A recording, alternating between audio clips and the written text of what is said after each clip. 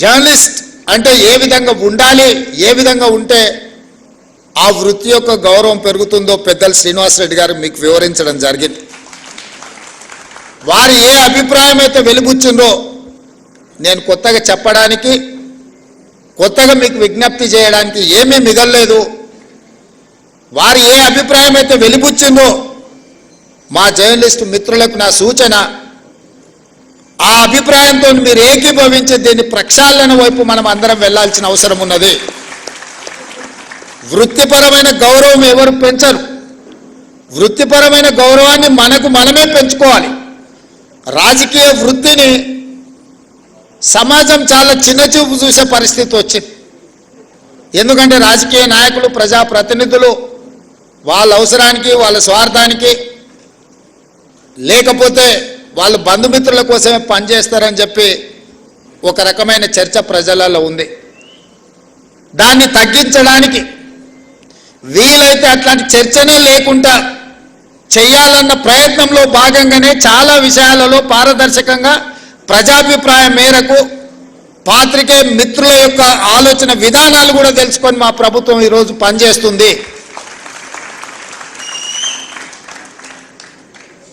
వ్యవస్థల మీద నమ్మకం పెంచాలి అన్నదే మా యొక్క ఆలోచన.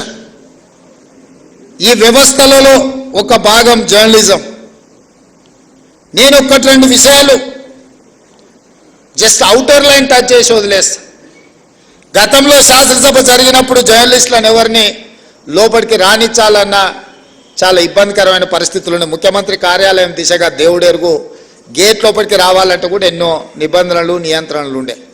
నేను వచ్చిన వెంబడే స్పీకర్ గారికి రిక్వెస్ట్ నేను చేసిన, మీరు చేయలా, మీ మిత్రులకు కూడా అడిగిన. గతంలో ఉమ్మడి రాష్ట్రంలో ఉన్నప్పుడు అసెంబ్లీ మీడియా కమిటీ అని జర్నలిస్టుల నుంచి ఒక కమిటీ వేసుకొని ఆ కమిటీని ఏ రకంగా అసెంబ్లీ పాసులు ఇవ్వాలనో వాళ్ళే స్పీకర్ గారితో చర్చించి ఒక నిర్ణయం తీసుకునేది. ఈ మధ్యలో మేము అనుమతిస్తే ఒకే పత్రికకు, ముఖ్యంగా పొలిటికల్ పార్టీ ఓన్డ్ మీడియా, రాజకీయ పార్టీలు వాళ్ళ విధానాలను చెప్పుకోవడానికి ఒకప్పుడు పత్రికలను పెట్టుకున్నారు. అంటే సిద్ధాంతపరమైన వైరుధ్యాలు ఉన్నప్పుడు సిద్ధాంత భావవ్యాప్తి కోసము ఆనాడు రాజకీయ పార్టీలు వాళ్ళ సిద్ధాంతాలను ప్రజలకు వివరించడానికి, ప్రజల్ని ఆ సిద్ధాంతం వైపు ఆకర్షితులను చేయడానికి, ఆ సిద్ధాంతం ద్వారా సమాజానికి మేలు జరగడానికి ఆనాడు రాజకీయ పార్టీలు పత్రికలను పెట్టుకున్నారు. దాంట్లో ప్రథమ కోవాలో కమ్యూనిస్టు సోదరులు వస్తారు. వాళ్ళు ఏ రోజు కూడా సిద్ధాంతపరమైన అంశాలనే పత్రికలలో రాసేవాళ్ళు, క్రోడీకరించేవాళ్ళు, విశ్లేషించేవాళ్ళు, సమాజంలో ఉన్న సమస్యను ప్రజల యొక్క కోణంలో అందులో రాసేవాళ్ళు. ఎప్పుడు కూడా కమ్యూనిస్టు సోదరుల నేతృత్వంలో ఉన్న పత్రికల మీద తీవ్రమైన ఆరోపణలు కానీ, అభ్యంతరాలు కానీ ఎప్పుడు వ్యక్తం అయ్యేటివి కావు. నేను చాలా సందర్భాలలో ఆ జర్నలిస్టు కలిస్తే కూడా వాళ్ళతో సమాచారాన్ని, వాళ్ళ అవగాహనను, వాళ్ళ విశ్లేషణను మేము అడిగి తెలుసుకునేటోళ్ళం. జర్నలిస్ట్గా కార్డ్ హోల్డర్స్ ఉన్నోళ్ళు అందులో జర్నలిస్ట్గా పనిచేసేది.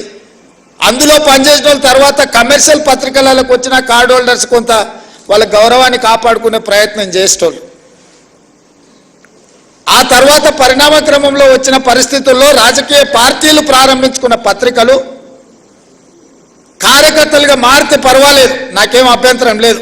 వాళ్ళని కార్యకర్తలుగా మేము భావించి సరే ఆ పార్టీ కార్యకర్తలు ఏదో ఒక రూపంలో ఇక్కడికి వచ్చిందని. కానీ ఉన్మాదంతో ఎట్టి పరిస్థితుల్లో ప్రెస్ మీటో లేకపోతే అక్కడ జరుగుతున్న కార్యక్రమాలని డిస్టర్బ్ చేయాలన్న ఆలోచనతోనే వ్యవహరించే పరిస్థితులు ఈరోజు వచ్చినాయి.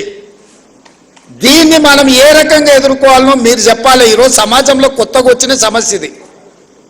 రాజకీయ పార్టీలు పెట్టుకున్న పత్రిక యొక్క పాత్రికేయులు అందరన్నీ నన్ను అందులో కొందరు, ఏ వర్గంలో అయినా కొందరు చేసే పనే అందరికీ అంటుకుంటుంది.